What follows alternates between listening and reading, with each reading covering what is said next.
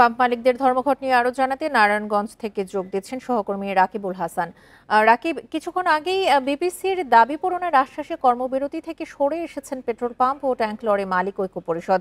এখন তারা কি বলছেন আর তাদের যে 10 দফা দাবি রয়েছে সেগুলো কি কি? এই ঈদে জামা জুতো অ্যাকসেসরিজের ডিসকাউন্ট।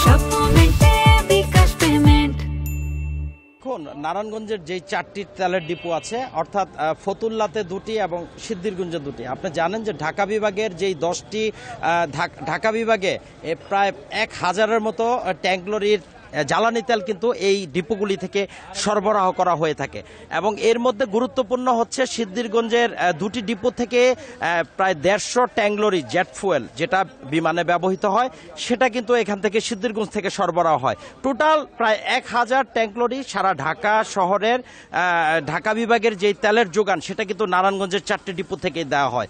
আজকে সকাল থেকে তারা যেই কর্মবিরতি পালন করছেন এবং এসব ডিপোগুলো থেকে কিন্তু জ্বালানি তেল, অকটেল ফুয়েল, ডিজেল এবং কেরোসিন সহ জেট ফুয়েল, এসব তেল কিন্তু সকাল থেকে 12টা পর্যন্ত সরবরাহ বন্ধ ছিল।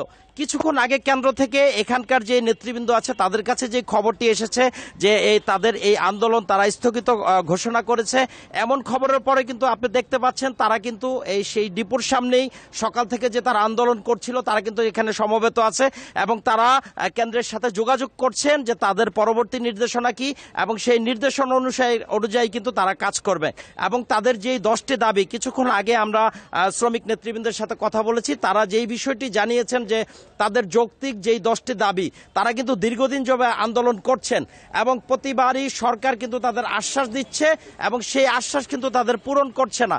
এবং সর্বশেষ তারা তাদের যে দাবি যে সরকার তাদের সেই যৌক্তিক দাবিগুলো তারা সহজে মেনে নিয়ে শ্রমিকদের এই বৃহৎ যেই 10 দফা তাদের আন্দোলন, এই আন্দোলনকে তারা আসলে তারা দাবি পূরণ করবেন, এমনটাই কিন্তু তাদের আশা।